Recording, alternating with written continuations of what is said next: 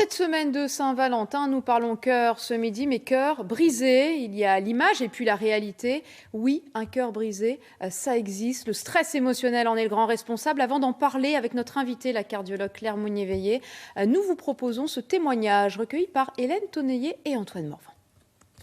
Mon cœur se remplit d'amour par là où il a souffert en fait. C'est tellement beau. Elle a reçu des dizaines de messages de soutien depuis son syndrome de Takotsubo, l'équivalent d'un infarctus. Après plusieurs jours en soins intensifs, cette maman d'à peine 40 ans est en convalescence pour un mois. Ça se résume au canapé et à la cuisine pour me faire un thé, un café, boire quelque chose. Après, je suis souvent dans le canapé. Vous vous sentez encore fatiguée? Très fatiguée, vidée d'énergie complètement. Ouais.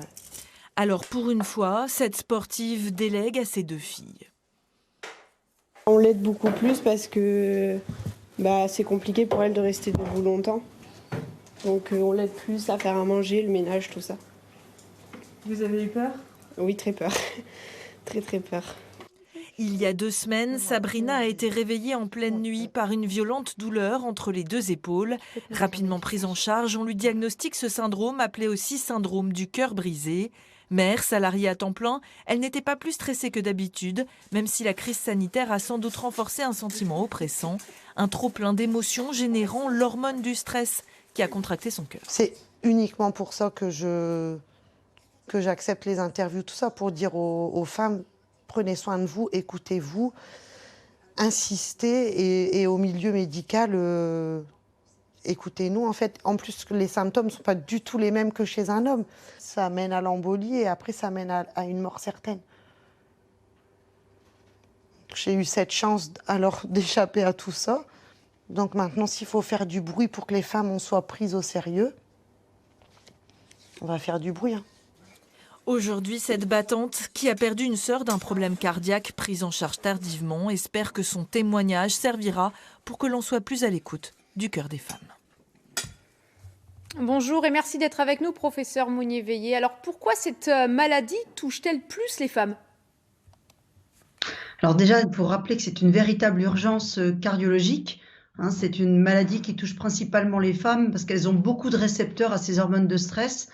Le stress et puis également leur charge mentale excessive en cette période de confinement fait qu'elles vont être beaucoup plus sensibles à l'effet vasoconstricteur, les petits vaisseaux qui se resserrent au niveau des artères du cœur et des artères à l'intérieur du muscle cardiaque. C'est ce qui fait le Takotsubo. Quand est-ce qu'il faut s'alerter ? Les signes ne sont pas forcément faciles à interpréter quand on est malade. Alors, déjà, l'alerte, ça mime un infarctus du myocarde, mais ce n'en est pas un. Donc, dès qu'on a cette sensation de douleur très brutale dans la poitrine, qui va dans la mâchoire, dans le bras, ou un essoufflement extrêmement brutal, il faut faire le 15. Ça, c'est très important, car chaque minute compte. Mais la bonne nouvelle, c'est que cette forme d'insuffisance cardiaque est totalement réversible. Donc, les symptômes, c'est ceux d'un infarctus du myocarde, mais c'est aux soins intensifs, quand on fera la coronarographie, qu'on pourra redresser le diagnostic et dire « c'était pas un infarctus, mais on va le traiter comme tel ». Est-ce que c'est normal, comme le disait Sabrina dans le reportage, est-ce que c'est normal de devoir insister quand on arrive aux urgences ou quand on appelle les médecins ? Alors, c'est une des missions d'Agir pour le cœur des femmes. C'est vraiment de donner l'alerte et de donner l'information aux femmes. Non, c'est pas normal, mais il faut pas que les femmes se sentent dans une culpabilité de devoir appeler les urgences. Parce que Sabrina l'a très bien verbalisé, je ne voulais pas déranger. Et au contraire, on est là pour ça. Donc, le moindre symptôme d'alerte prolongé, on connaît notre corps, donc qui est inhabituel, il faut vraiment faire le 15 et insister pour être prise en charge. Ça, c'est très important. Est-ce que la situation sanitaire, là, vous l'avez évoqué, a vraiment aggravé le nombre de cas dans votre service ? Oui, alors dans mon service, mais dans les autres hôpitaux, on a une étude américaine qui est sortie en juillet dernier qui a montré que le nombre de nouveaux cas pendant cette période de pandémie était multiplié par 5.